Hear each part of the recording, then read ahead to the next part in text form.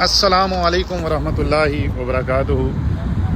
जितने बहन भाई देख रहे हैं, इस वक्त मैं ब्लैकपूल में मौजूद हूँ। महफ़िल के लिए यहाँ पर हाज़िर हुआ हूँ। ब्लैकपूल आप जानते हैं एक बीच वाला सिटी है।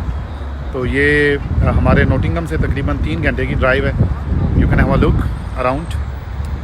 यहाँ पर मेरा और साकिब अली मदनी साहब का एक बड़ा खूबसूरत कलाम भी रिकॉर्ड हुआ, जिसे उसका टाइटल है उनकी चौखट हो तो कासा भी बड़ा सही था। तो ये देखिए, ये मेरा ख्याल है झूले शूले पक्के पक्के लगे रहते हैं। And you know this place, ये जो टावर बना हुआ है जनाब, ये ब्लैकपूल की पहचान भी है। And you can have a look, this is a see guys, समंदर, पानी पानी पानी पानी, और ये है बीच। ठीक है जी, ये सारा बीच है। और उसके साथ जनाब ये है शहर। तो आज हमारी यहाँ पर महफ़िल है, इंशाल्लाह महफ़िल करेंगे और उसके बाद आपको अपडेट करेंगे।